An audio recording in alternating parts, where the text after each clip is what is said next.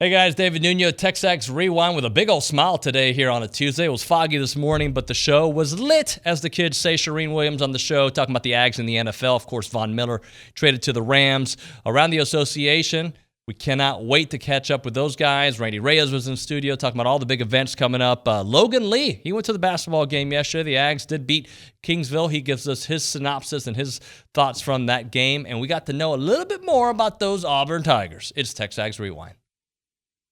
Yeah, it was a pretty good week. I'm going to start with Myles Garrett. He had the top Pro Football Focus grade of the week.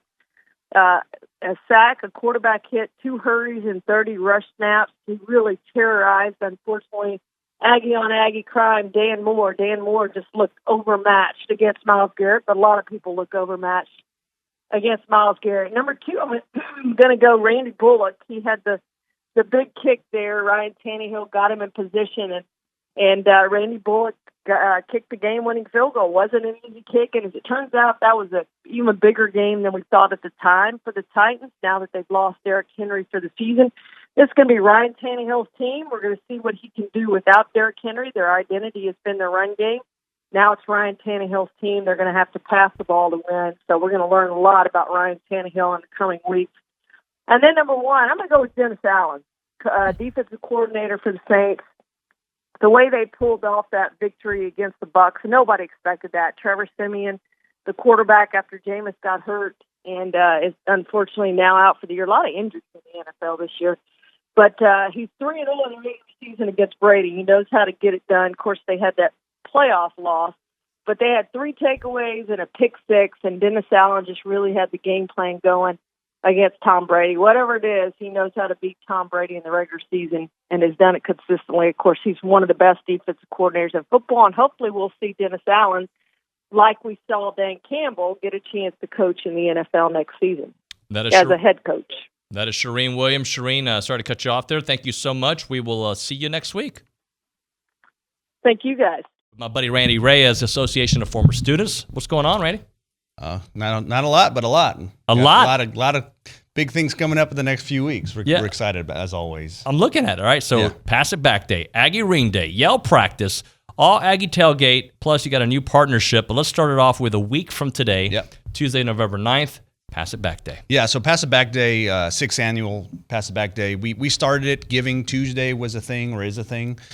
Typically happens around Thanksgiving, and so we, decided to be different. Let's figure out a way to do something that's not a part of the bigger giving day that happens, and so Pass It Back Day was born. And so 6th annual, 24-hour day of giving. What we're trying to do is just show the power of the Aggie Network. What can Aggies do in 24 hours to show their support for Texas A&M and Texas Aggies? And so this year, as with all the other years, we have a goal. 5,000 donors is what we're trying to hit, and that's a lot of people in 24 hours, and so wanted to start talking about it today to get hyped up for next week for what's going to happen. So people can get involved early that morning, and it's just kind of give us a breakdown of how it works and how they can get involved, and they need to wait to start it because it's on that day. Yeah.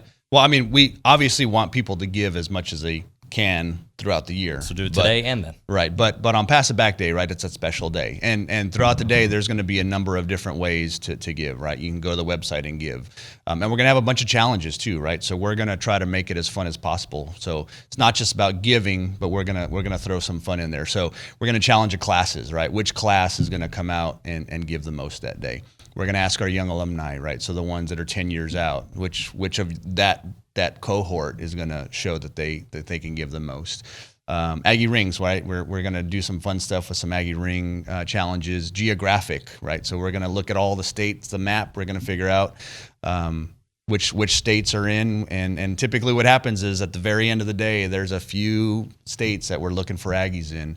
And so we're gonna do that, and to make it fun, we're gonna have some prizes, right? So we've reached out to a number of partners to say, hey, can you make this really fun for us? Montelongos, Kendra Scott, Rebecca Harris Photography, Messina Hoff, Aggie Land Safari, they're all in on this, and they're gonna help us out with some fun prizes for some donors on that day. TexAgs Radio is going to be a part of it as well. We'll have some live updates throughout the show, and we'll be reminding people to certainly get involved. So it's going to be a big family event for sure. For sure, yeah. And one thing I'll throw out there, and I know you talk about this a lot, but One of the best things that happens on Pass It Back Day is you can buy your year bars back at 50%, right? So if you miss some years in the past, you say, man, I want my Century Club plaque to have those years. Yep. 50% off that day. You can go on. You can buy as many as you want back for that discount. Yeah, so you don't feel like you're out of it, right? Yeah. Like, you lost a couple of years, you can come right back. Hey, Aggie Rain Day. Coming up November the 12th, always a fun one. I need to be involved in one when I'm not traveling. I think last time I went to Dallas for Arkansas. Sure. And this is the weekend I'm going to the Ole Miss game. Yeah. So Friday the 12th. This is actually the smallest of our big ring days. So 2,700 Aggies are going to get their rings. Again, with Aggie Park Construction, it's going to be at the Ford Hall of Champions there at Kyle Field. Distribution begins at 11 a.m., stops at 4 p.m. So it's a little bit more of a condensed ring day for us. As always, best parking is going to be at West Campus Garage and then the Gene Stallings garage there right next to the MSC. So, and of course, if anybody has any questions, if parents are out there wondering about what's happening, tx.ag/ring day. That last one in October, was it October 9th, whenever it was, that Arkansas weekend, I saw so many happy families on that Friday just smiling, walking around. It was packed. Yeah.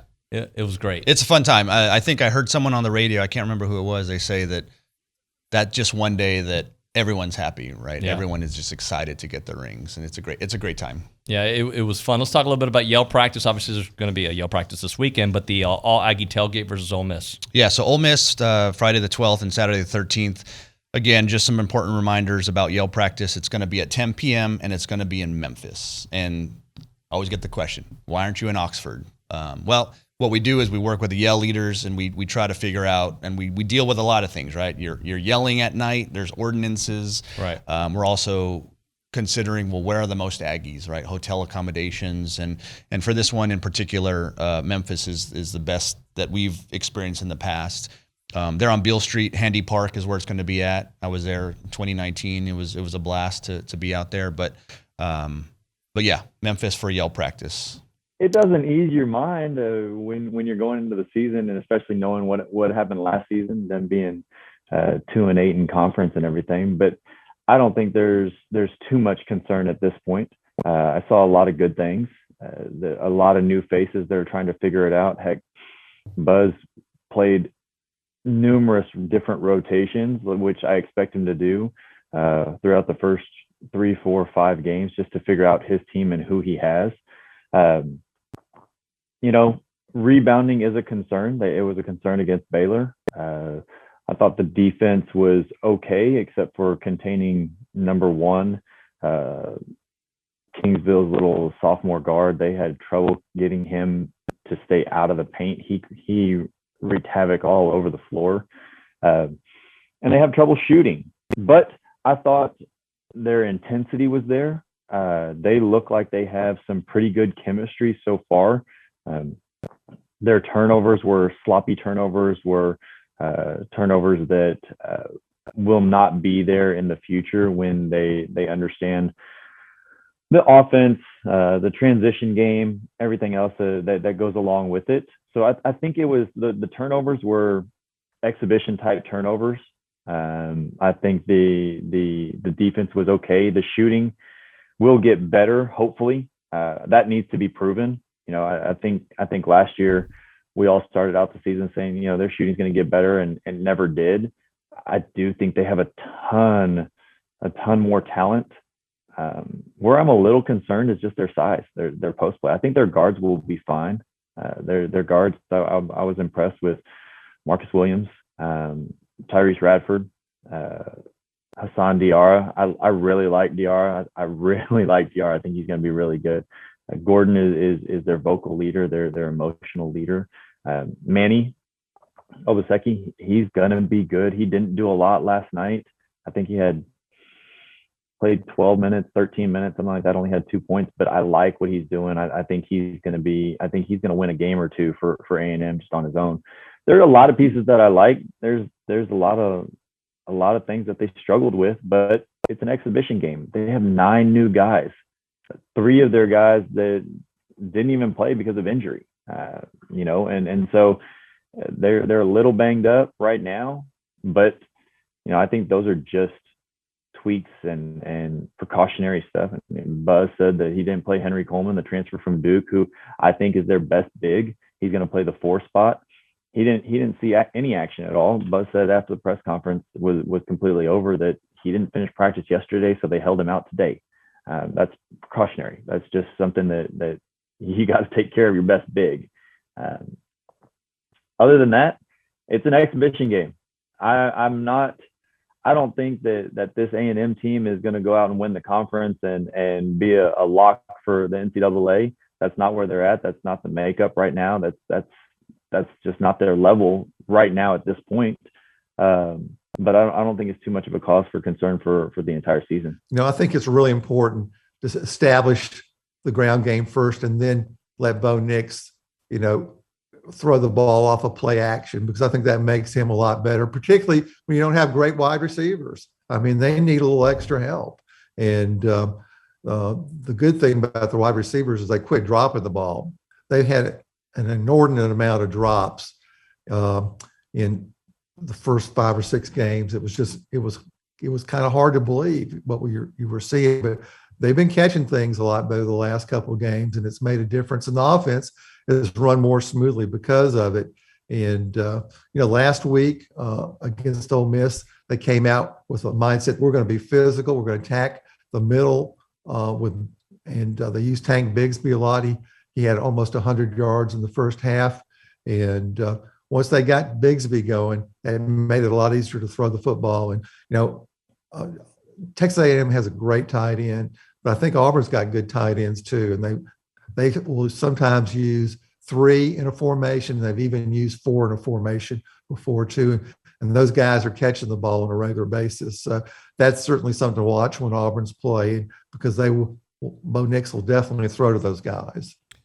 Mark, were you surprised how well Auburn played against Ole Miss, considering Matt Corral? I know he's a little banged up, but the way they were able to somewhat neutralize that game? Not really, David, because I knew Auburn had better personnel. And one of my buddies is an NFL scout, confirmed that, ran into him in pregame. And I said, what do you think? He said, the only way Auburn's going to lose this game is they mess up and give it to them with turnovers. And I said, why is that? He said, Auburn's got better players. And I said, yeah, I know that. And, Auburn had beaten Ole Miss 5 times in a row. And the time before that was an accident that Auburn lost the game. So, Auburn players expected to win the game, and they went out and did it. And, they did have a couple mess ups. They dropped a punt at their own 29-yard line in the third quarter that could have been a big problem, but the defense bailed them out. And then they had another fumble too on a run and catch after a pass. And but the defense bailed them out again. So the first half went about like I expected, because I'm not a believer in Ole Miss's defense. It is not nearly as good as Texas A&M's defense. And yeah, the numbers look better, but if you go back and really evaluate who Ole Miss has played and how they played against those guys, I mean, when they've run into a good offense, they've had problems. All right, guys, do me the favor, subscribe, like, comment, share, and do all the great stuff so the analytics is good and we can continue doing these videos. Thanks for watching TexAgs Rewind.